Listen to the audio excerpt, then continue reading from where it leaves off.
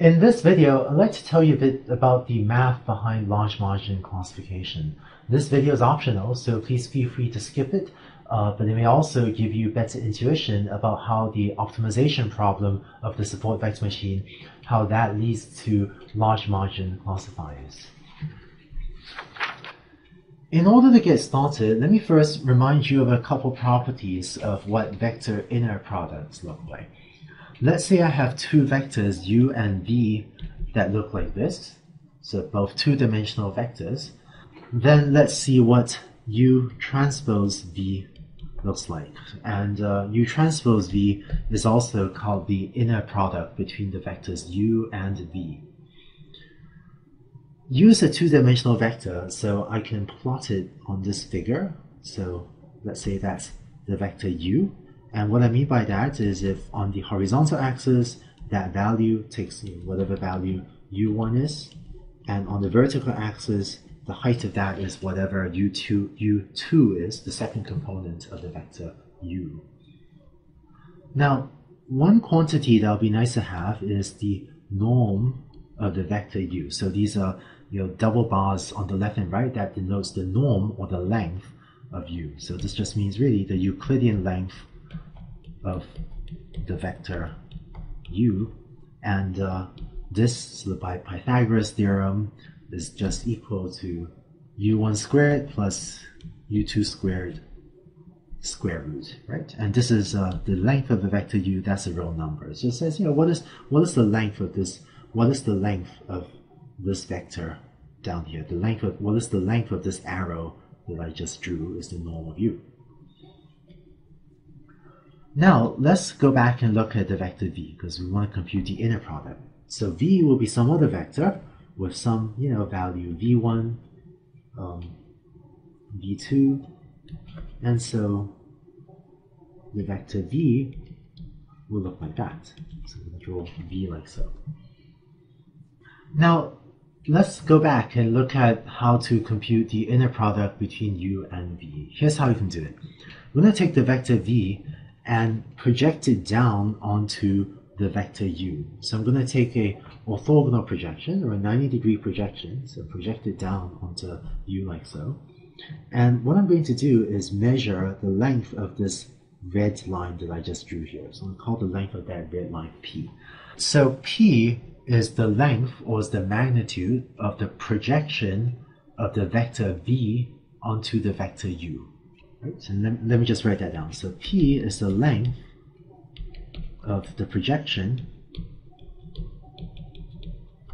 of the vector v onto the vector u. And it's possible to show that the inner product u transpose v, that this is going to be equal to p times the norm, or the length, of the vector u. So this is one way to compute the inner product. And if you actually do the geometry and figure out what p is and figure out what the norm of u is, this should give you the same answer as the other way of computing the inner product, right? Which is if you take u transpose v, then u transpose is this u1, u2 is a 1/2 matrix, and then times v, and so this should actually give you u1 v1 plus u2 v2. And it's sort of a theorem of linear algebra that these two formulas give you the same answer. And by the way, u transpose v is also equal to v transpose u. So if you were to do the same process in reverse, instead of projecting v onto u, you could project u onto v, then do the same process but with the rows of u and v reversed, and you should actually get the same number, whatever that number is. And just to clarify what's going on in this equation, the norm of u is a real number, and p is also a real number, and so u transpose v is the regular multiplication of two real numbers of the length of p times the norm of u. Just one last detail, which is if you look at the norm of p, p is actually signed, so right, and it can be either positive or negative. So let me say what I mean by that. If u is a vector that looks like this, and if v is a vector that looks like this, so if the angle between u and v is greater than 90 degrees, then if I project v onto u, what I'll get is a projection that looks like this. And so I'm going to have that length P, and in this case I will still have that U transpose V is equal to P times the norm of U, except that in this example P will be negative. So in inner products, if the angle between U and V if it's less than 90 degrees, then P is the positive length of that red line, whereas if this angle here is greater than 90 degrees, then P here will be negative of the length of this little line, of that little line segment over there. And so the inner product between two vectors can also be negative if the angle between them is greater than 90 degrees. So that's how vector inner products work. We're going to use these properties of vector inner product to try to understand the support vector machine optimization objective a little better. Here's the optimization objective for the support vector machine that we worked out earlier.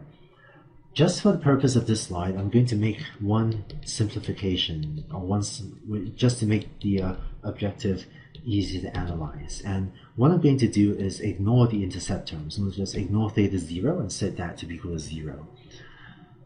To make things easy to plot, I'm also going to set n, the number of features, to be equal to 2. So we have only two features, x1 and x2. Now let's look at the objective function, the optimization objective of the SVM. When we have only two features, when n is equal to 2, this can be written 1/2 of theta 1 squared plus theta 2 squared, because we only have two parameters, theta 1 and theta 2.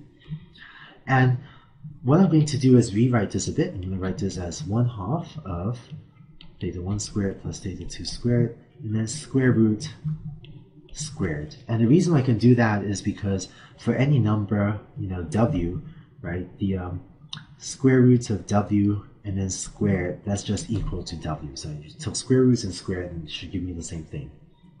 And what you may notice is that this term inside the parentheses, that's equal to the norm or the length of the vector theta. And what I mean by that is that if we write out the vector theta like this, that's theta 1, theta 2, then this term that I've just underlined in red, that's exactly the length or the norm of the vector theta, following the definition of the norm of a vector that we had on the previous slide.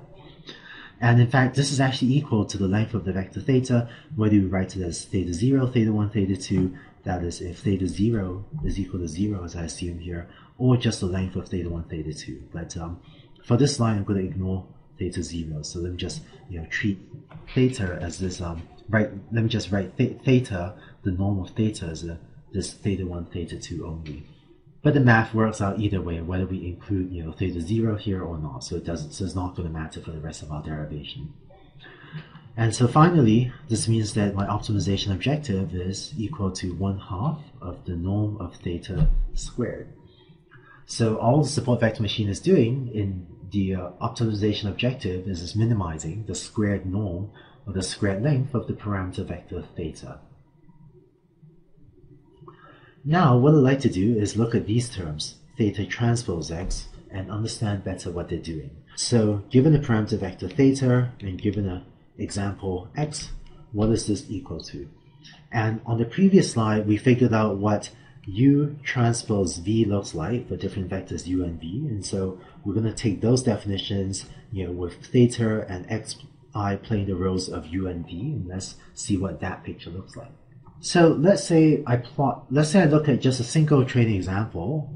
Let's say I have a positive example that drawing us across there, and let's say that's my example xi, right? So what that really means is that I've plotted on the horizontal axis some value xi1, and on the vertical axis xi2. That's how I plot my training examples. And although we haven't been really thinking of this as a vector, what this really is, this is a vector from the origin, from 0, 0, out to the location of this training example. And now, let's say we have a parameter vector theta, and I'm going to plot that as a vector as well. And what I mean by that is I'm going to plot theta 1 here, and theta 2 there. So what is the inner product theta transpose xi. Well, using our earlier method, the way we compute that is we take my example and project it onto my parameter vector theta, and then I'm going to look at the length of this segment I'm coloring in red, and I'm going to call that P superscript I to denote that this is a projection of the ith training example onto the parameter vector theta. And so what we have is that theta transpose xi is equal to, following what we had on the previous slide, this is going to be equal to P times the length or the norm of the vector theta.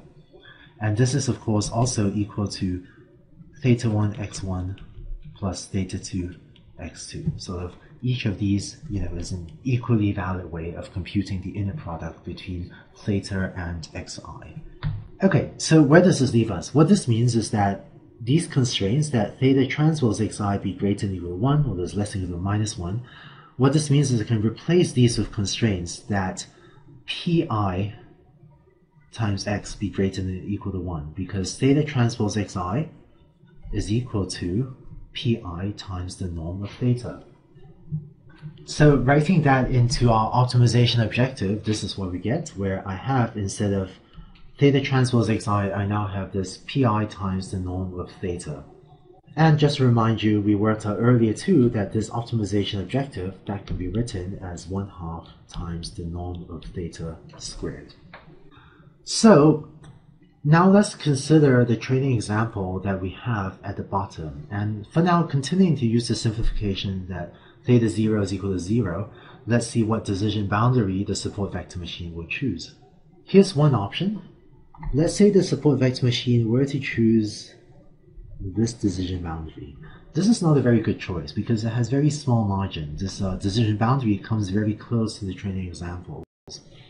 Let's see why the support vector machine will not do this. For this choice of parameters, it's possible to show that the parameter vector theta is actually at 90 degrees to the decision boundary. And so that green decision boundary corresponds to a parameter vector theta that points in that direction.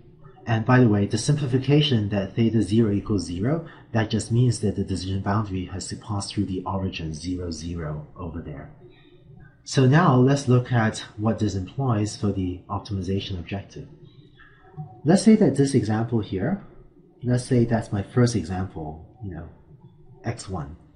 If we look at the projection of this example onto my parameters theta, that's the projection. And so that little line red segment, that is equal to P1. And that's going to be pretty small, right? And similarly, if this example here, if this happens to be x2, that's my second example, then if I look at the projection of this example onto theta, then let me draw this one in magenta. This little magenta line segment, that's going to be P2. That's the projection of the second example onto the direction of my parameter vector theta, which goes like this. And so this little projection line segment is going to be pretty small. P2 will actually be a negative number, right? So P2 will be because it's in the opposite direction. This vector has greater than 90-degree angle with my parameter vector theta, it's going to be less than 0.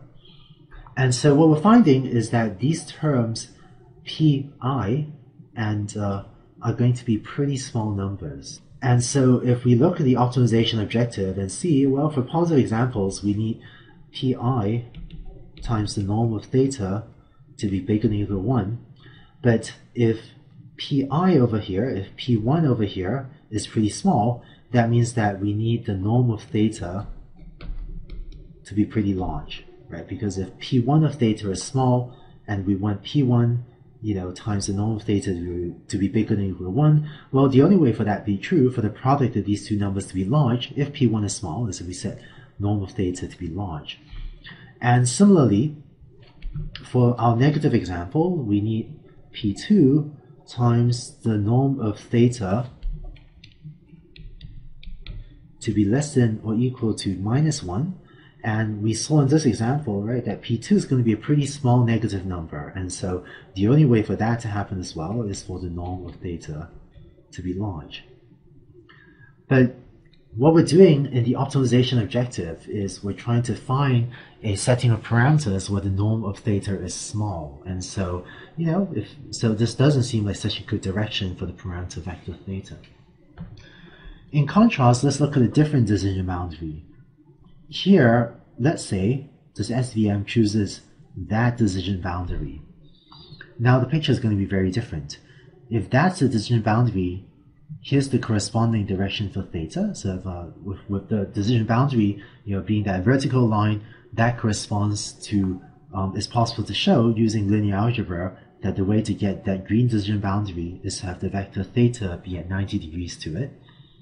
And now, if you look at the projection of your data onto the vector x, let's say as before that this example is my example x1.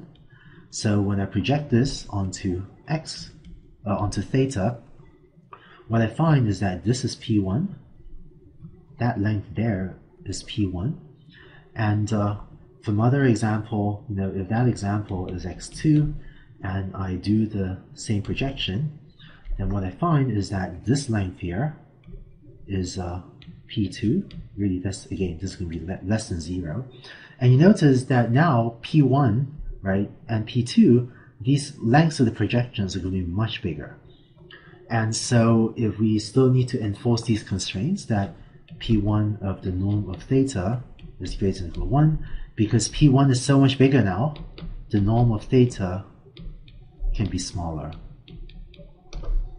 And so what this means is that by choosing the decision boundary shown on the right instead of on the left, the SVM can make the norm of the parameters theta much smaller. So if it can make the norm of theta smaller and therefore make the squared norm of theta smaller, which is why the SVM would choose this hypothesis on the right instead. And this is how the SVM gives rise to this large margin classification effect. Namely, if you look at this green line, if you look at this green hypothesis, we want the projections of my positive and negative examples onto theta to be large, and the only way for that to hold true is if, surrounding this green line, there's this large margin, there's this large gap that separates the positive and negative examples, and is really the magnitude of this gap, the magnitude of this margin is exactly the values of P1, P2, P3, and so on. And so is by making the margin large, or by making these terms P1, P2, P3, and so on, that the SVM can end up with a smaller value for the norm of theta, which is what it's trying to do in the objective. And this is why the support vector machine ends up with a large margin classifier, is because it's trying to maximize the norm of these PIs, which is the distance from the training examples to your decision boundary. Finally, we did this whole derivation using this simplification that the parameter theta 0 must be equal to 0. The effect of that, as I mentioned briefly, is that if theta 0 is equal to 0, what that means is that we're entertaining only decision boundaries that pass through the origin, so decision boundaries that pass through the origin like that. If you allow theta 0 to be non-zero, then what that means is that you entertain decision boundaries that do not pass through the origin, like that one that I just drew. And I'm not going to do the full derivation, but it turns out that the same large margin proof works pretty much in exactly the same way. And there's a generalization of this argument that we just went through, that I'm not going to go through, that shows that even when theta 0 is non-zero, what the SVM is trying to do when you have this optimization objective, which again corresponds to the case of when C is very large. But it's possible to show that even when theta 0 is not equal to 0, the support vector machine is really trying to find a large margin separator between the positive and the negative examples. So that explains how the support vector machine is a large margin classifier. In the next video, we'll start to talk about how to take some of these SVM ideas and start to apply them to building complex nonlinear classifiers as well.